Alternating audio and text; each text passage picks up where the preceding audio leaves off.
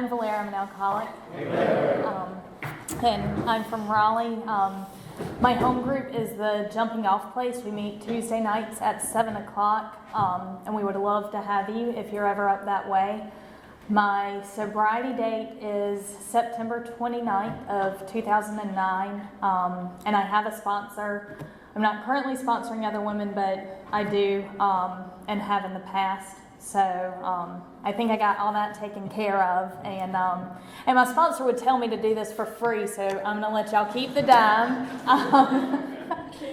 but I appreciate the offer. So I grew up in Fuquay, Verena, North Carolina. It's a town. It might be bigger than this town, but I doubt it. It certainly was not when I grew up there. I am fourth generation Fuquay. My great-grandparents started the first pharmacy in downtown Fuquay, and my parents still live in the house that they built. So,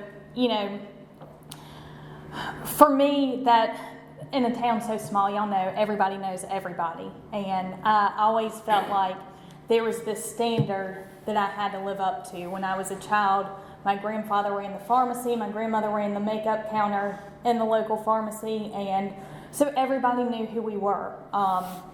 We all went to the same church, and I just felt like there was this stipulation of we're the Elliots of Fuquay, and this is the persona that we put out to the world. And I just really didn't like that. I'm a rebellious person. I felt like they wanted to stick me in a box. I didn't want to be in this box. I didn't want to put on,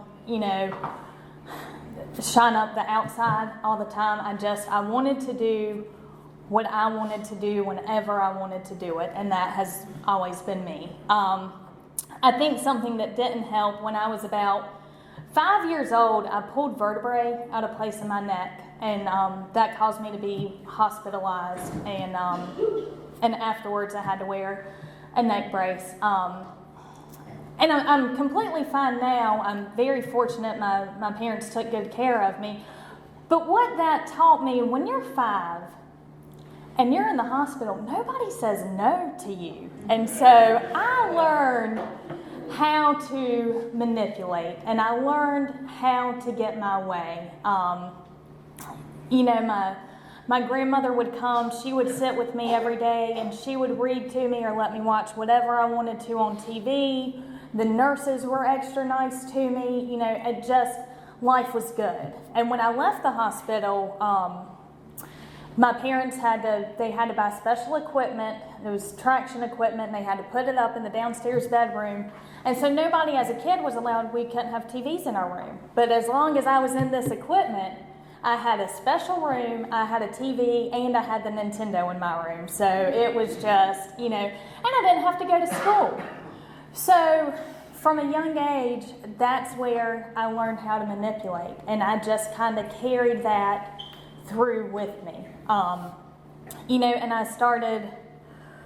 I was 11 years old when I had my first drink. My parents were gone. They were out running errands. It was my dad's birthday, and I was supposed to be washing the dishes. Instead of doing that, I was helping myself to vodka and orange juice. I never really could drink screwdrivers after that day because I saw that again later that night. I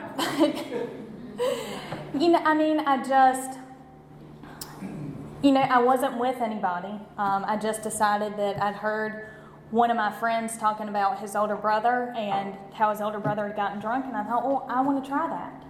And, I remember when I was younger, they had the commercials on TV that said nobody ever says they want to grow up and be a junkie.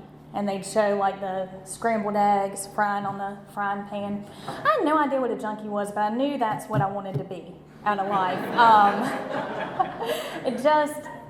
And I kind of, even at a young age, I knew I wanted to drink. I knew I wanted to experiment and kind of live this party lifestyle. So when I was 11, I decided I'd get drunk, and I did. In the afternoon, I always loved a good day drunk, so I guess that's how I started out. And it was fine. I was supposed to go to Easter the next day, and my mom had me walking up and down the stairs trying on several Easter dresses. And after the third outfit that we decided wasn't going to work and I made it back upstairs to try on another outfit, I got sick. And I got out of church the next morning, so that was great too. So, everything about drinking worked well for me. After that, if I could drink, if I got the opportunity, I would.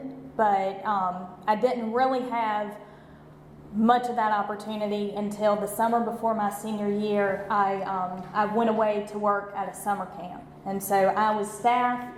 I was 16 or 17 at that point in time, and I could pretty much come and go as I pleased. I mean, I was supposed to live on camp. It was a semi-structured environment, but nobody was checking on me to see what I was doing. So every second I could, I was drinking. I was sneaking out at night to go hang out with some of the locals that me and my friend had met. I was just making every effort I could to have the time of my life, and I loved that summer. And so I went back to high school. I had, and that is when I got my first DUI. In my senior year of college, me and a girlfriend went down to Charleston, South Carolina to stay with her older brother. He was in college, and so we went to our first college party. And that was great until she got sick. And so we left, we went outside to get some fresh air, and I said, you know what, let's just drive somewhere. I guess we were going to go get food. I don't know why I felt like we should leave, but I thought we should. And so we leave the apartment complex, and we're going the right way on a one-way street. I don't know if you've ever been to Charleston, but it's very confusing driving. And so we leave. We're going the right way, and we get about 3 blocks up the road, and I said, I really don't have any business driving. Let's go home. And so we turned around. The problem is we were going back down that street. I was unaware that it was a one-way street, and so we had a head-on collision in her car, and I went to jail. And so I remember the cop came up to me and asked me to say my ABCs, and I got to TGIF. I really think that's the order I said it in. And I just thought, well, I'm going to jail. And so I went, and I refused to call my parents. I knew they were not going to come and bail me out. I had never been actually put in a cell before, but I had been taken to the local police department in the past, and my father had to come pick me up very late at night, and so he let me know he was never going to do that again. So, but when I sobered up the next morning, I asked for the phone, and I promptly called my parents, and they sent bail money and got me out, and that was the first of many times that they would be bailing me out of jail. So I'd wrecked. It wasn't my car that I had driven and wrecked. It was my friend's car that I had driven and wrecked. And her brother had to come pick me up from jail, and then they had to drive us up to, I guess, North Charleston, where we stayed with my friend's grandmother, until her parents could come and pick us up the next day so that we could survey the damage I had inflicted on her car and then drive 5 hours back to Fuquay-Varina, North Carolina. It was not an enjoyable car ride. So, but, I got home, and that was the first time that I had sworn off. I was not hanging out with the right set of people. Clearly, drinking was not something I should do. My friend, she was right there with me, so we were going to change our friends. We weren't going to drink anymore. And that lasted about a month. And then I realized, life was fine. I'd had a misstep. Drinking wasn't my problem. Drinking and driving was the issue. I never quit drinking and driving. My dad used to like to tease me that I like to drink and drive a lot. And I said, well, no, I just like to drink a lot. And sometimes I have somewhere to be. So, but so I graduated high school.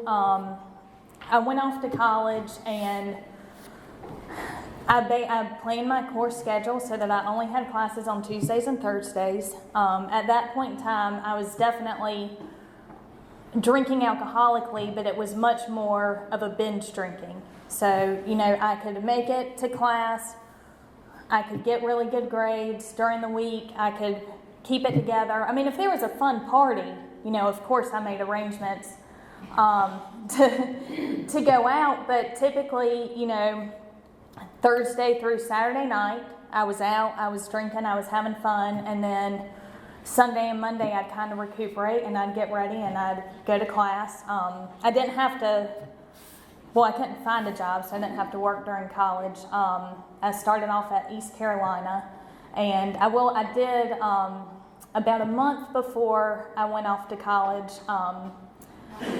I decided to get a boyfriend. He was only supposed to last until I went off to college. We both kind of made that deal, and somehow 5.5 years later was when we broke up. That was fortunate for me. The way that I like to drink, I was a blackout drinker. I usually would wake up and have to ask other people what I did. And so since he would come and see me a lot on the weekends, I probably kept myself, I didn't.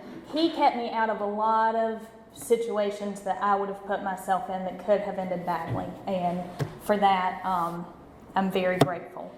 So I started off at East Carolina University, and I decided that just probably wasn't the school for me. I had big dreams that I was going to law school, and that's at least what I told myself. Really, I just didn't really like me, but school was the problem, and so if I got into a better school, things would even out. And so I transferred back to NC State, and that's where I graduated from. Throughout my entire college career, I managed to stay on the dean's list or the honor roll every single semester. I have no idea how that happened. But about 2 months before I would graduate from college, I got my second DUI. This was not as exciting as the first. I still totaled a car. If I was going to get a DUI, I was going to do it big. But I was driving from my apartment to my boyfriend's apartment. Somehow I ran off the road. I was trying to call him so he could come down and say that he had been driving the car.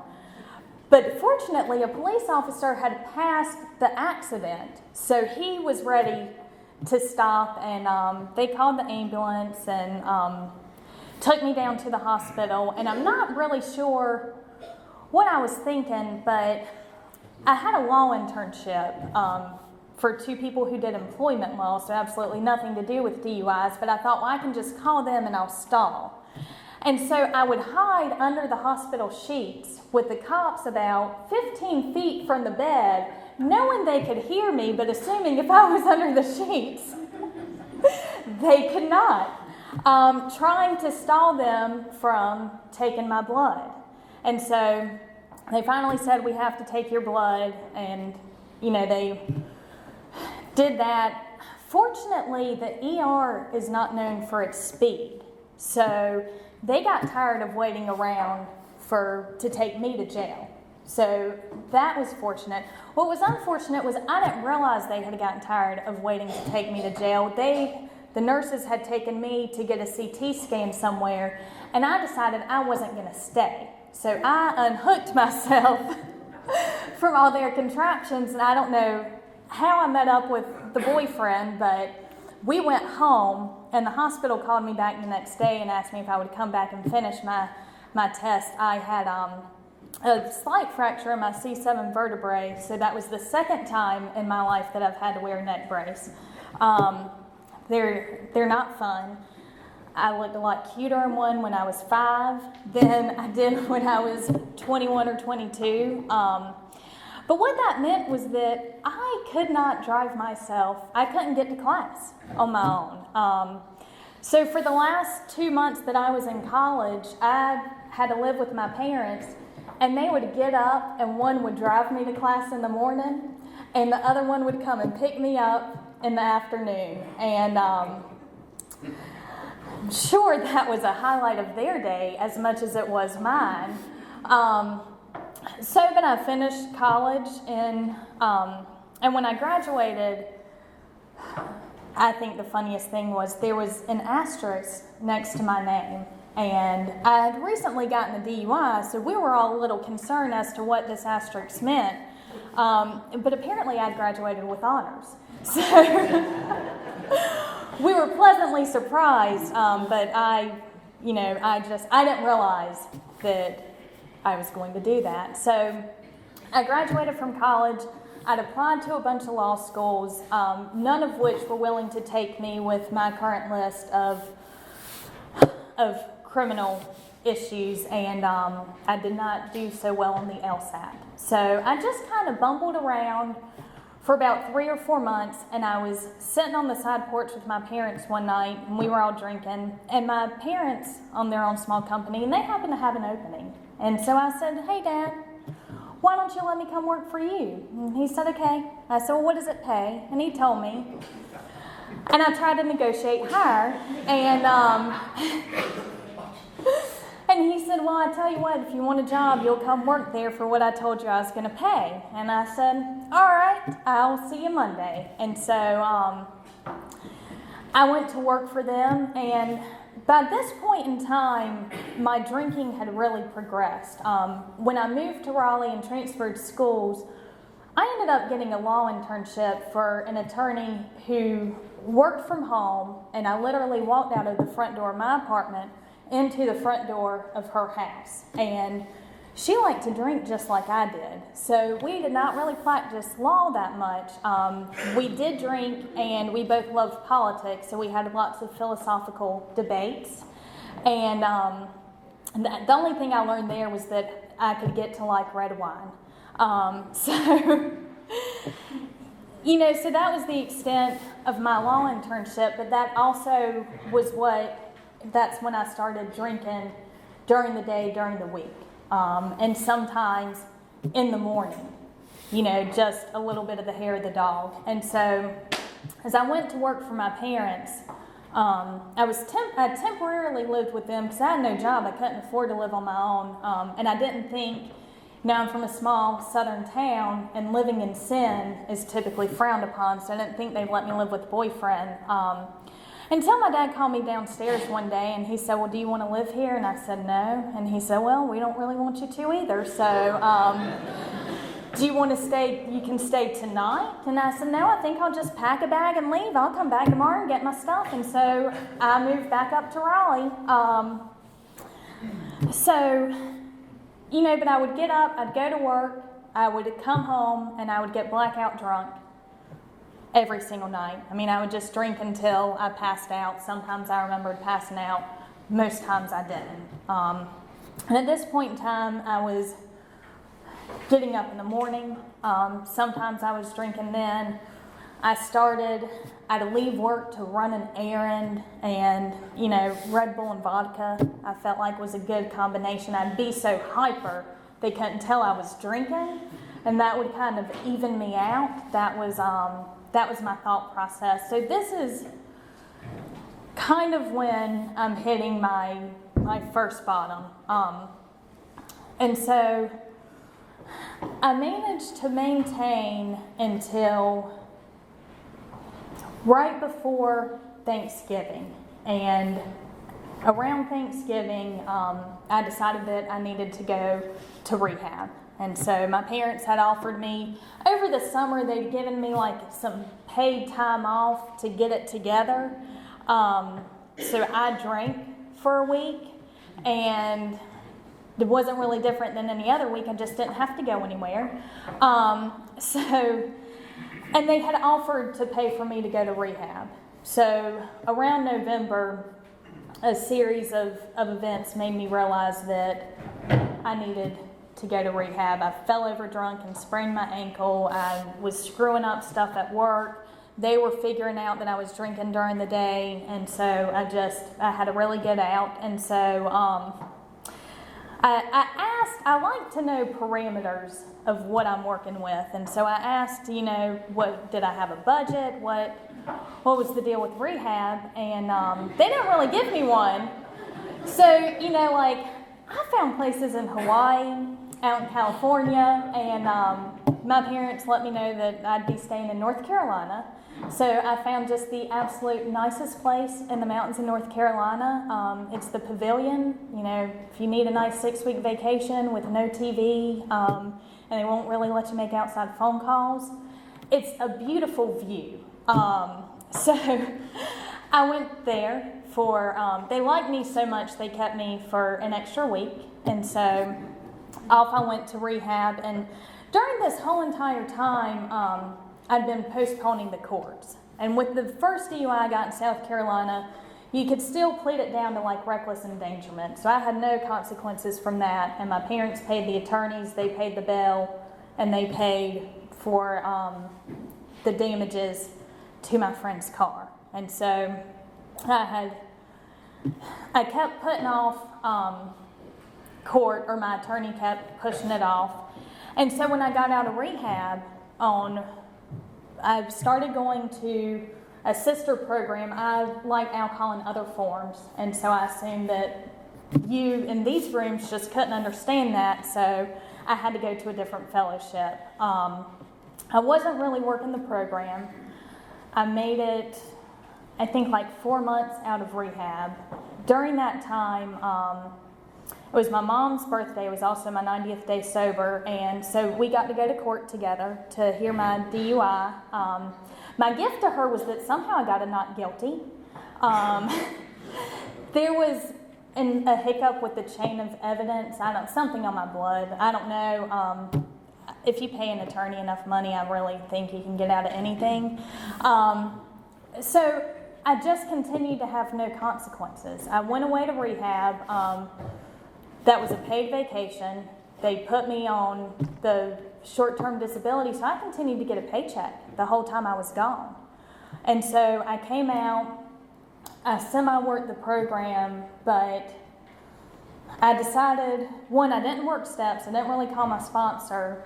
I thought it would be a good idea to quit smoking. At that time I still smoked cigarettes, all in like my first 4 months of sobriety. So I lasted not smoking cigarettes for maybe a day.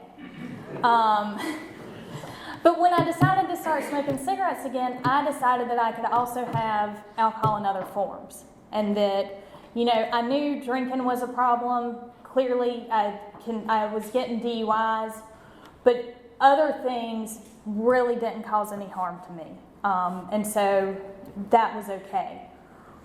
What I learned was that a week later, I was drunk again. Alcohol is always what I'll go back to. And so, the whole time during rehab, I was willing to give up alcohol. I wasn't willing to give up everything because I didn't believe that everything was the issue. And so when I relapsed the last time, that was, for me, the beginning of the first step, because I'd finally admitted I was powerless. I wasn't willing to do anything about it. And I remember standing in the Walmart, looking at their wine selection. I loved wine, clearly not nice wine, but I did like to drink wine. And my decision was, am I going to have one bottle or two?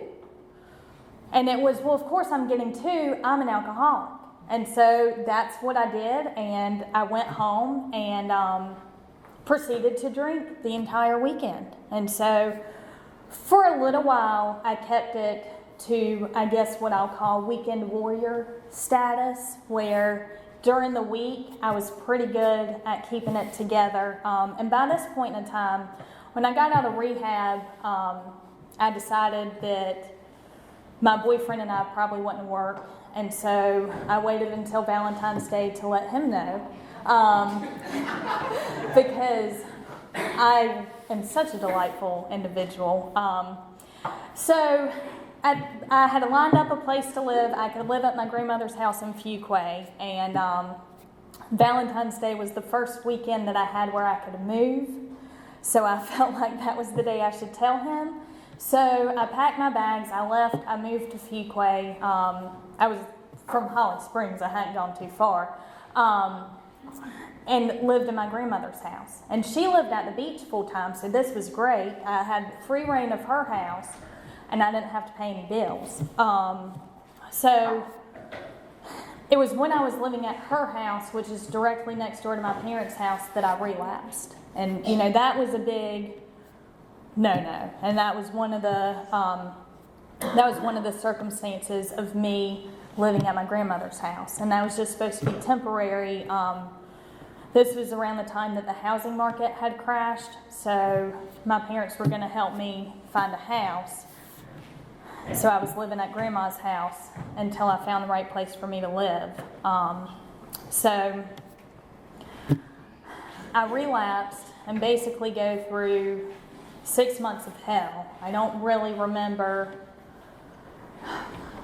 Probably past May, I did not draw a sober breath until September 29th.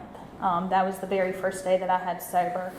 During that time, I proceeded to move into my house. I absolutely was not going to spend the rest of my life in Fuquay, so I bought a house in Holly Springs.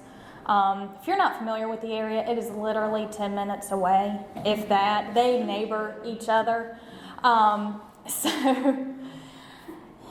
I move in there in July, and at this point in time, the shame of my drinking, everybody knows that I went to rehab. Everybody knows that I'm supposed to be sober. I'm not supposed to be drinking anymore. I'm not supposed to be doing any of this other stuff. I should have my act together.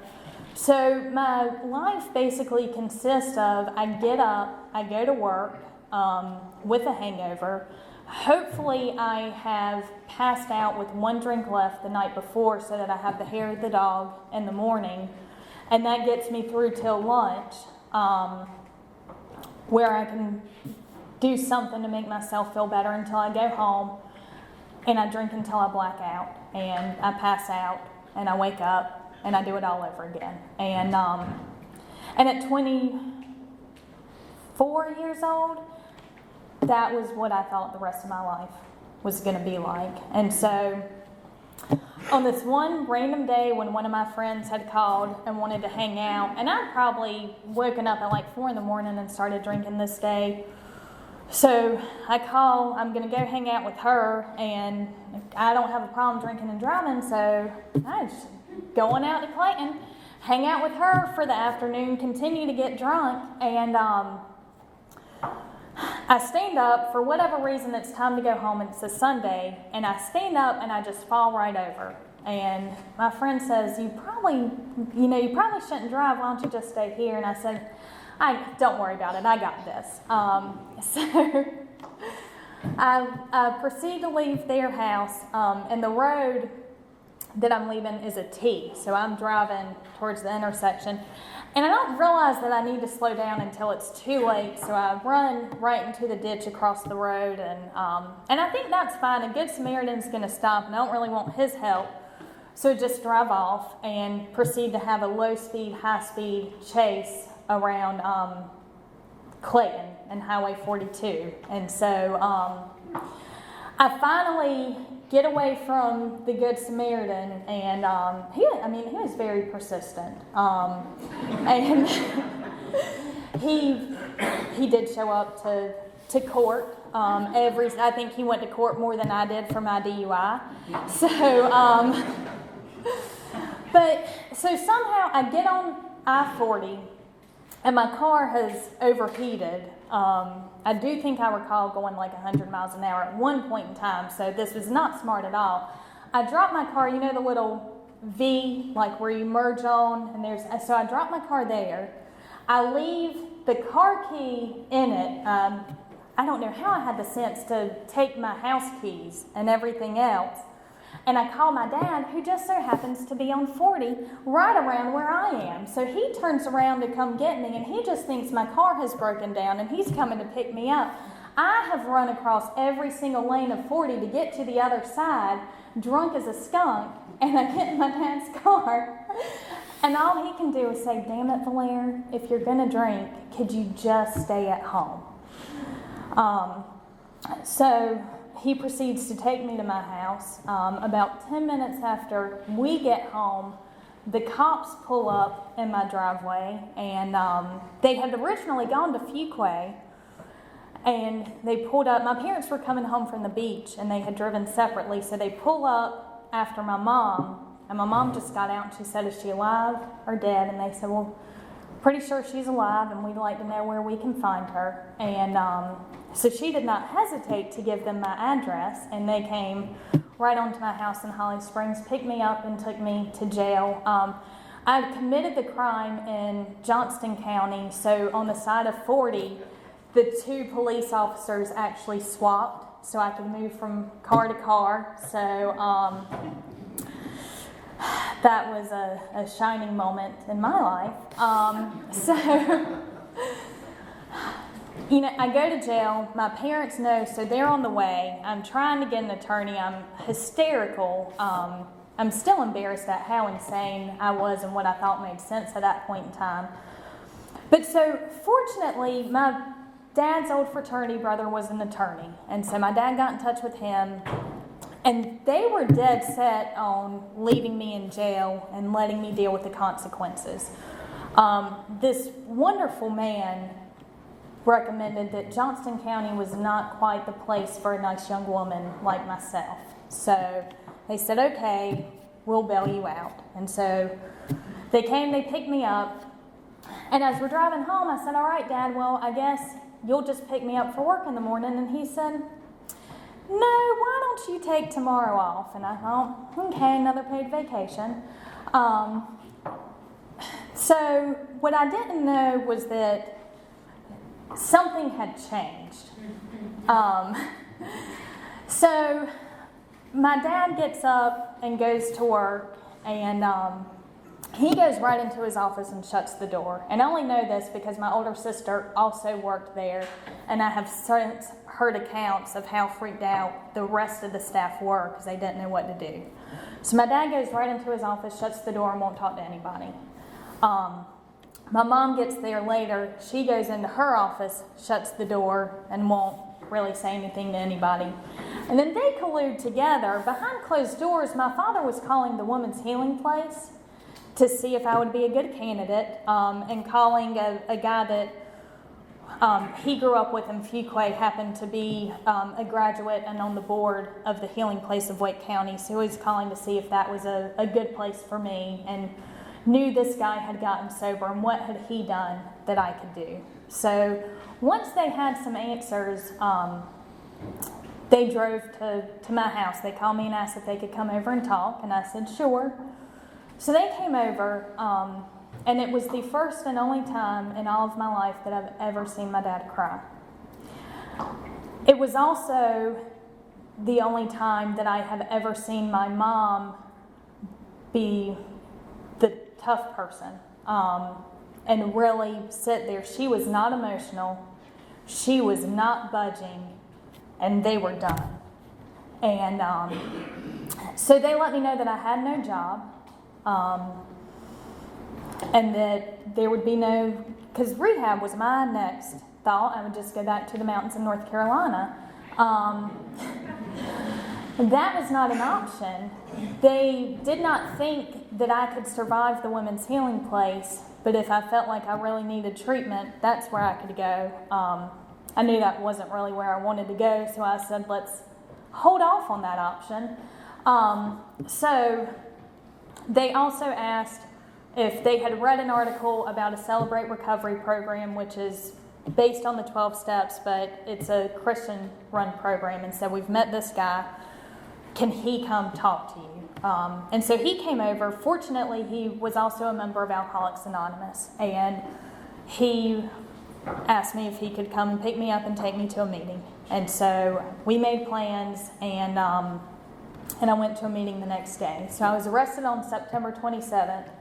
I was fired on September 28th. I still had some stuff in my house, so I didn't have to get sober on September 28th, which was fortunate. Or unfortunate. I don't know that one day really makes a difference now. But so September 29th was a Tuesday, and that's when I woke up. And at this point in time, I did not believe that I could actually stay sober. And looking back, it's my anniversary in a couple of days, so I always kind of reflect. But for me, that was when I admitted complete defeat, because I really didn't believe that I could stay sober. But I knew I didn't have any other options. I mean, at this point in time, I thought I'd paid off all my living room furniture, and if I became homeless, at least I could get my couch under a bridge somehow. And the thought of other unsavory things that I would have to do to earn income just didn't really seem like something I wanted to do. That was not a career path for me. So I went to my first AA meeting, and I picked up a white chip. And I really only picked up a white chip because at that point in time, I'd been to enough meetings to know that when you're new, everybody kind of stares at you thinking, are you going to get a white chip? And I'm thinking, I can't do this, but I'll at least, we're the Elliots of Fuquay, so I'm going to put on a face, and I'm going to get a white chip. And I got some numbers from some women, and I went home, and I slowly made plans. And I began going to meetings. There were, my parents' office was in Apex. Since I lived in Holly Springs, it was right in the middle. So they could pick me up and drive me to Fuquay, and I started going to Fuquay meetings because it was a convenient, easy way for me to get there. And once I'd met a few women, I was forced to call because I had no license. There was no guarantee that I was getting a car back this time. There's no guarantee that I was getting assistance for an attorney. And I'm unemployed, so I'm certainly not getting my own attorney. I really was forced into this point of desperation where, the only support that I had wasn't going to be there. My dad and I have since talked about it, and he said, I tried to put up a fence and protect you, but as long as I had this fence up, you just kept manipulating the system. And when I tore that down was the day that he thinks that I got sober. And it was the day that I got sober, but I don't know that I saw that taking the fence away was what was going to do it. I guess it did. But, I wound up at the Willow Springs place, and that was my very first home group and will forever hold a special place in my heart. And I was standing outside, and my mom had to drop me off, and we circled the church, and I saw people smoking cigarettes and drinking coffee, and I said, stop, I'm home. This is, let me out. So I stand there, and there's a guy outside smoking cigarettes, and for every woman that walks past, he says, this girl's new and she needs a sponsor. And so the women surrounded me, and I got a sponsor that night. And we immediately had a plan for me to start working the steps. And that's what I did. We took it slow. She wanted to make sure that I thoroughly worked every step, so we did about a step a month.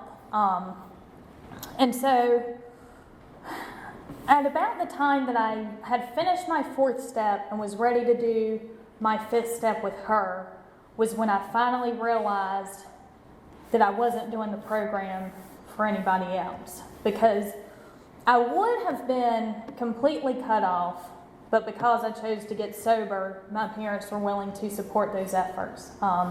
And my grandfather passed away with 47 years in this program, so I'm very fortunate that they had a good example of what this program could do, and they knew enough to know whether or not I was working it.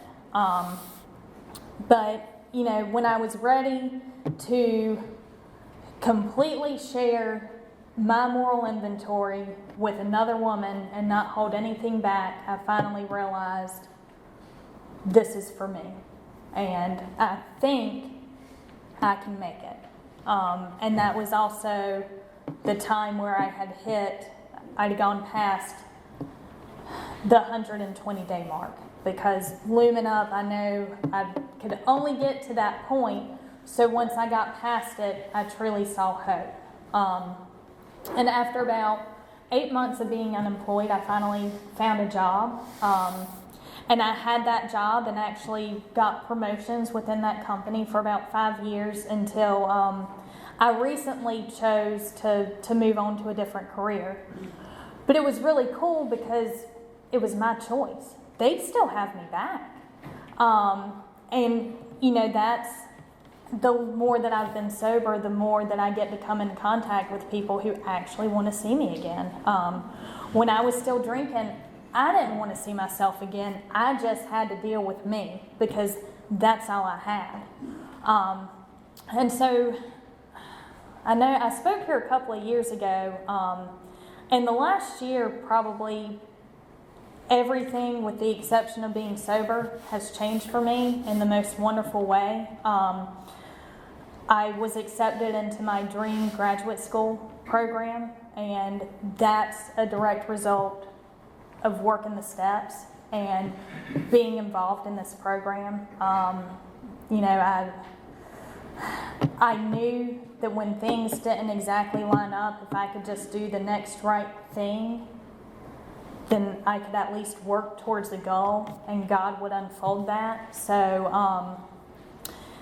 the program, I'd expressed some interest, and when they didn't see my application, they actually called and asked why I didn't apply.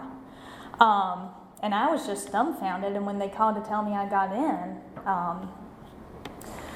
I almost started crying with her on the phone. I fortunately hung up there and called my parents before I started crying, but we were all excited. So with that, I moved to Raleigh, and I got a new home group. I've been very active within young people in AA, and so we held the North Carolina Conference of Young People in AA in Raleigh 2 years ago. And once that conference was over, basically a lot of people from that host committee formed the Triangle Committee of Young People in AA. And we're a service group. We meet once a month. We have a general service manual study for an hour. That's the best kept secret in AA, but I love that book. I love the concepts. I truly love service in AA. And so I'm the secretary for that group. And then after we have the service study, we then hold our business meeting. And so the goal of that group is to get young people excited about service and to go past just putting on the conferences. Those are great and they're definitely needed, but also to be a source to plug into general service. And so that's where I've been able to stay connected. I recently changed jobs for the better, I think. And right before I came into this room tonight, I put an offer on a house that I'm able to do completely on my own. I never thought that I'd feel like such an adult in my life. It scares me. I've read something on Pinterest that, like when you're looking around the room for an adult and you realize you're an adult, but you're looking for someone adultier than you. And most of the time I still find someone who's more adultier than me, which is great, but that's not always the case. And, it's really a blessing that I get to grow up. And I get to do it within a fellowship of women and men who really, guide me. I find so much of what I want within these rooms. And, the crazy thing is I've talked about, grad school and having this new job, but it all changed at about 2.5 years sober. I was completely focused on climbing the corporate ladder as quickly as possible until I made a mistake and almost got fired. And what I realized from that was that, in the big book it talks about some people chase a spiritual life, some people chase financial security, and all I cared about was financial security. Until I was so broken that I knew drugs and alcohol would never fix me. But if that was life and that was how I was going to continue to feel, that wasn't a life that I wanted to live. And so I was forced to truly develop a spiritual life.